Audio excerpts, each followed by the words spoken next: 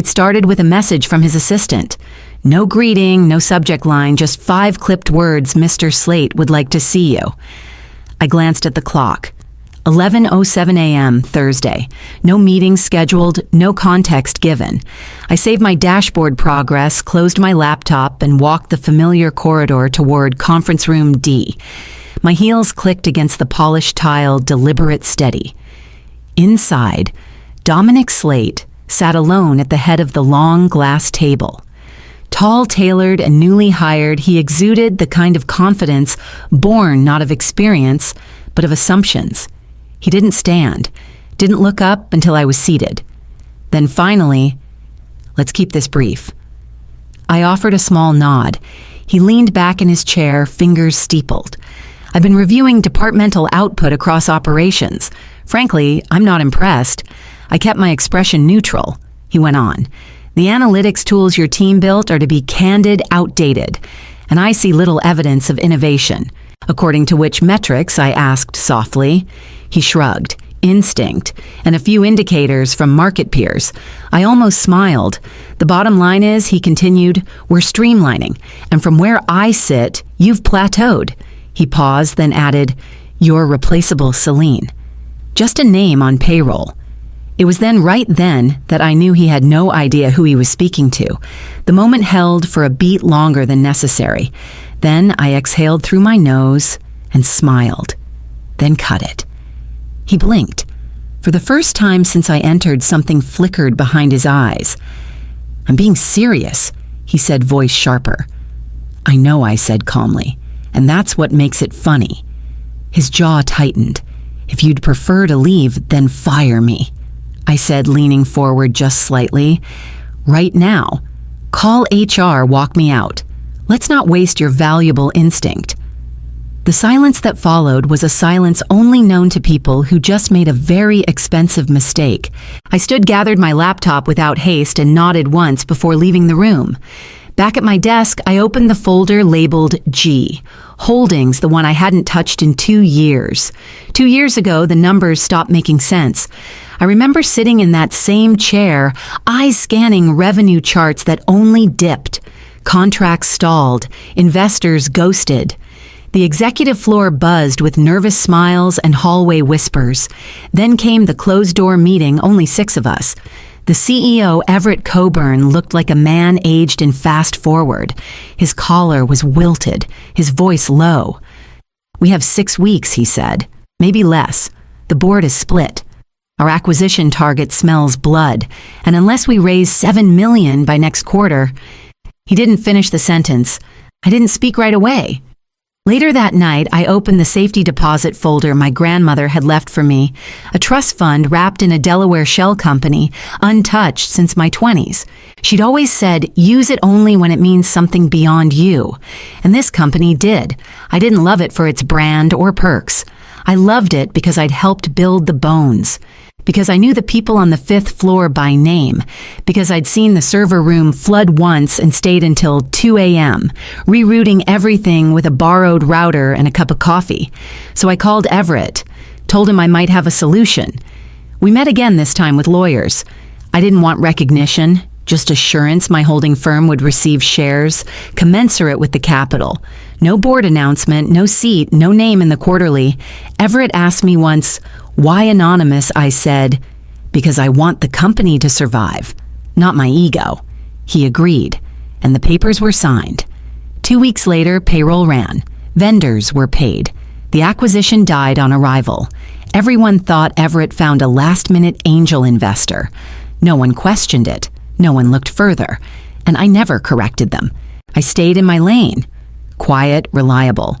I watched new hires come and go, watched project heads brag about initiatives I started. It didn't matter. The light stayed on. I had power. But it didn't need to be loud. It needed to be leveraged precisely. Which was why, when I saw my name listed as optional in the new org chart, I didn't panic. I just opened the leather folder again. The first person to vanish was Emil, a systems architect with 14 years under his belt. One day, his name was on 3 active tickets. The next, his desk was cleared before noon. No notice, No explanation. Just a line in an email from Dominic Slate about strategic realignment. Then came Noreen from product, Bridget from compliance, Diego from front-end QA. It happened fast and loud. Dominic called it leaning out the legacy. Said it in all-hands meetings with a grin that barely touched his eyes. Old processes won't take us forward, he said. Dead weight can't drive growth. The irony was hard to ignore. He eliminated the very teams whose framework supported the client migration tools that had kept our biggest accounts from leaving last fiscal year. He cut the budget for the metric suite that had caught a 2.1 million leakage in billing reconciliation. He sidelined the same division that had built the tool he was now presenting as his own innovation. Mine. I wrote its first logic tree on a napkin during an overnight server rollback. Named the core variable set after constellations my father taught me as a child. Dominic never asked. Never asked why the latency dropped 43% in Q2. Never asked how the legacy framework supported 5 international accounts. Never asked what the internal audits always confirmed until now. He didn't ask because he assumed. So I started documenting. Quietly, I tracked his decisions, created an internal log of system impacts, post-cuts, compiled feedback from managers he'd silenced, stored access removals, meeting cancellations, and every time the analytics suite froze because someone in central oversight broke the permissions. And still, he paraded through meetings with sound bites and slide decks, calling it progress. I stayed in the background, not passive, just patient. Because numbers don't panic. Numbers don't posture. They persist. And when Dominic's quarterly report listed my department's role as non-essential, I didn't argue. I pulled a screenshot, dated it, and slid it into the folder. Odessa called late in the afternoon just as I was finalizing cost impact estimates for the new fiscal quarter. Celine. She said, voice lower than usual, "Do you have a minute?" I closed my screen. Always. There was a pause. I could hear paper shifting on her end. I just reviewed Dominic Slate's preliminary restructure filing. You're listed. Listed how role elimination. Effective next cycle. I didn't speak, not yet. She continued, hesitant now. But there's a note, shareholder approval pending. He filed it with that language. I let the silence stretch for a beat. Then calmly, interesting, Celine Odessa said carefully, "Does he know I smiled into the phone, not that she could see it?" No. She exhaled. "Then this is a problem. Only if I stop it. You're not going to. Not yet. Let him file it. Let's see where it lands." Odessa didn't argue. She trusted me enough not to. Just be aware once it hits the board, pre-read people will notice. I'm counting on that. When the call ended, I reopened my documents. The language was deliberate. Dominic wanted to sideline me, but didn't have full authority. He assumed shareholder approval was a rubber stamp, a formality. That assumption would cost him. I added the restructure proposal to my folder, highlighted my name, made a note of the filing timestamp. Then I returned to the performance dashboards he'd never asked to see. The ones showing that my department, this non-essential corner of the company, had saved Colern $3.4 million across 2 fiscal years. Metrics he couldn't read, built on code he didn't understand, defended by a woman he'd already written off. He hadn't done his homework, which made Monday's board strategy session all the more promising, because when they asked for approval, I'd be there to give it. I spent Saturday at the long table in my dining room papers, spread like a mosaic, performance charts, cost-benefit grids, archived emails, calendar logs. By noon, I'd built a clean timeline. Dominic's arrival, the first wave of dismissals, the data outages, the authority transfers disguised as streamlining. I didn't highlight names in red. I didn't annotate with rage. I just traced the pattern, what had been done, and to whom. Then I opened a separate folder, testimonies, notes quietly sent from colleagues who were let go with 2-line emails or suddenly excluded from decision chains they'd built. No formal grievances, just quiet truths typed out after hours. One from Noreen. He said I lacked executive presence. After 12 years, another from Emil. He reassigned my lead without telling me, then cited detachment. I didn't reply to them. Not yet, but I read every line. Then I turned to the documents no one at Collern had ever seen, not in full. Ownership confirmations, trust schedules, signed and notarized shares held in the name of G. Rourke Holdings. Majority position, voting power, operational veto rights. I printed 3 sets, slipped them into clean folders. On the cover of mine, I wrote one word Monday, not with flair, not with satisfaction, with finality. This wasn't vengeance. It was a correction.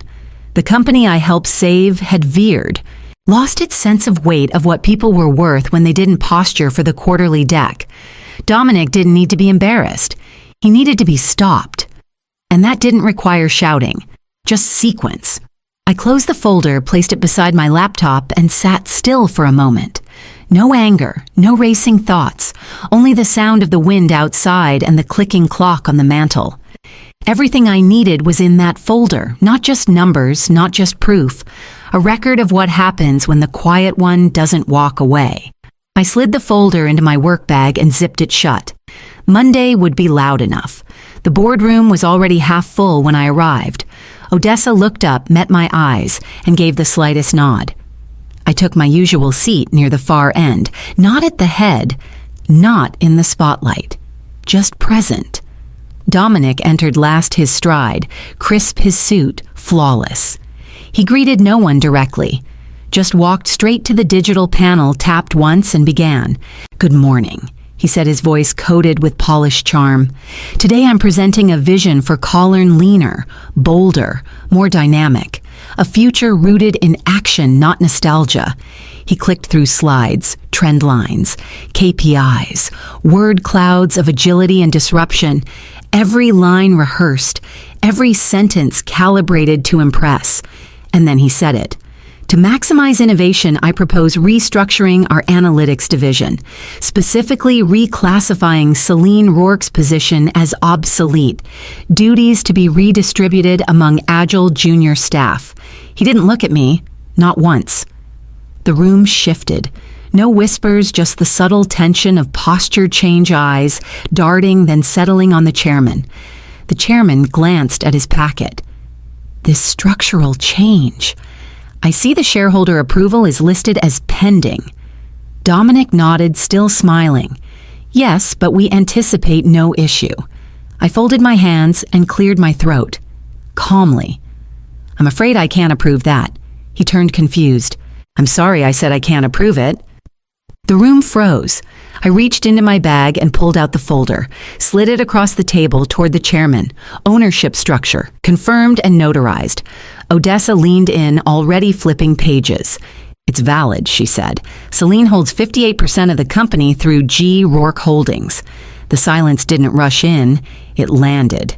Heavy absolute. Dominic's expression shifted, but not fast enough to hide what broke underneath. I wasn't aware," he said. "No," I replied. "That's clear." The chairman didn't move. He just leaned back in his chair and exhaled slowly. "Well," he said, eyes still on Dominic, "that certainly changes the tone of the meeting."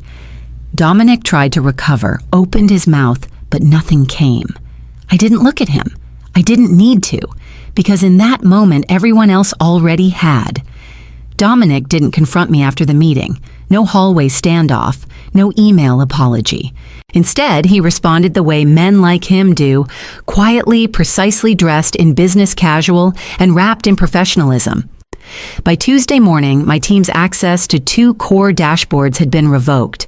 IT said it was part of a new workflow optimization directive. They didn't know whose directive, and I didn't press. By Wednesday, I was removed from a client status call I'd led for 5 consecutive quarters. The invite disappeared from my calendar without warning. When I followed up, Dominic's assistant said it had been restructured for executive alignment. I didn't argue. I just made a note. I started logging everything, timestamps, emails, meeting removals, system permissions. Nothing dramatic, just data. Because I didn't need to prove his intentions. I only needed to show the pattern, and I wasn't the only one watching. The first message came Wednesday night, anonymous, sent through our internal HR feedback portal. No name, no department, just thank you. I thought I was the only one he was isolating. Now I know I'm not crazy. Thursday morning, he reassigned my project mid-cycle. Told my team I'd step down. I hadn't. By Friday, there were 4, then 6, then 12. Some were brief, raw frustration packed into 2 lines. Others were detailed names, dates, examples. I didn't reply. I archived each one into a secured folder. Not for revenge, for proof. This wasn't just about me anymore. It was a culture he was cultivating, a system built on dismissal, exclusion, erasure. But he hadn't counted on persistence. He hadn't counted on someone who didn't flinch. The numbers were still coming in, and they were building something much bigger than a case. They were building clarity. So when Odessa called again that evening asking if I had time for a follow-up, I said yes. I'd already begun outlining the story the metrics were telling. It arrived at 9:42 a.m. A forwarded email mistakenly sent to me by someone I suspected was trying to help quietly. The thread originated from Dominic. Addressed to the chairman, CC'd to 2 board members. Subject concerns regarding leadership continuity. I opened it already knowing. Celine Rourke has shown signs of disengagement. She's missed multiple strategy meetings and has been slow to respond to cross-functional initiatives. I'm concerned about her long-term viability in a leadership capacity. No mention that the meetings were ones I'd been removed from, that the initiatives had been rerouted without my knowledge. He wasn't just trying to silence me. He was laying the foundation for a quiet exit mine. Disengaged, uncooperative, words that don't accuse directly, they stain, they whisper. I stared at the screen for a full minute. Then I flagged the message, moved it into my evidence folder, and opened a fresh document. I titled it, Constructed Narrative, Slate v. Rourke. By noon, I had 37 pages, not speculation records, calendar entries, email removals, confirmed access logs, screenshots of meeting exclusions, employee testimonials time-stamped, categorized, no adjectives, just events. By 3:00, I had a meeting request out to Odessa and the chairman. Closed door, Friday morning. When I stepped into that room, I didn't ask for fairness. I presented fact, sequence, method. Dominic hadn't slipped. He'd maneuvered. His actions weren't isolated misjudgments, they were coordinated suppression. When I finished, Odessa leaned back slowly. "This is calculated," she said. "And it's not just you, it's company resources being manipulated to undermine a stakeholder." The chairman didn't speak right away. He studied the reports, then looked at me. "You've shown restraint," he said quietly. "I didn't come to burn bridges," I replied, "but I won't let someone quietly torch my name just to protect his own." He nodded. "There's an ethics committee meeting scheduled next week. Jacob will be asked to present his leadership case. Will I be allowed in the room?" I asked. "You won't just be in it," he said. "You'll speak." I left with my folder in hand and certainty in my spine. The ethics committee meeting was set for 9:00 a.m. sharp. I arrived at 8:48, not because I was nervous, but because I wanted to be seen, calm, unshaken, present. Inside, the air was still. The chairman, 2 board advisors, the CFO, and our external HR counsel sat at the long oval table. An empty chair waited for Dominic. He arrived at 8:59, exactly, punctual, polished, still performing. "Good morning," he said with a half smile. "Appreciate everyone being here." The chairman nodded. "Mr. Slate, this session is to address formal concerns regarding your conduct. You'll speak first. Then Ms. Rourke will respond." Dominic opened his folder with a flourish. "What we're dealing with," he began, "is a simple matter of operational friction. I came here to accelerate performance. Some colleagues, unfortunately, have taken those shifts personally." He used phrases like growing pains and legacy resistance. He referenced withdrawal from collaborative structures. Then he said my name. "Celine Rourke has been an asset in the past," he said evenly. "But over the last month, she's shown signs of disengagement. Several teams have flagged an atmosphere of tension. He paused, letting the lie settle like perfume. When he finished, he leaned back in his chair, content. I didn't raise my voice. I didn't stand. I simply opened my own folder. And committee members, I began. I'd like to clarify a few things.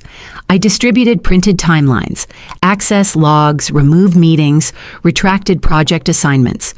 Odessa handed out the employee reports. These weren't strategic realignments. They were targeted removals. And I wasn't the only one. I passed forward the email Dominic had written, the one calling me disengaged. Then I pointed to the timestamps showing I had been locked out of the very meetings I was accused of missing. No spin, no flourish, just sequence. Dominic's composure faltered. "These are one-sided accounts," he snapped. Odessa cut in. "We verified several events. I'd confirms access removals came from your directive. HR had internal flags that weren't addressed." The chairman folded his hands. "Mr. Slate, your actions appear coordinated. Your authority was misused." Dominic tried to object. "This is a setup." "No," I said quietly.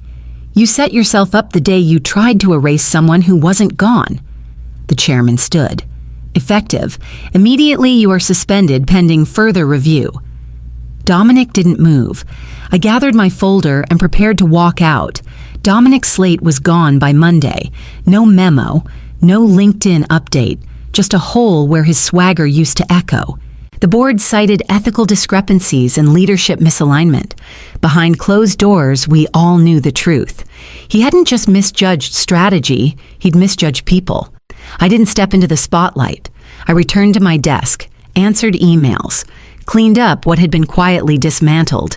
On Wednesday, the chairman called me in. "We'd like you to consider taking the executive strategy chair." I didn't blink. "Only under 3 conditions," I said.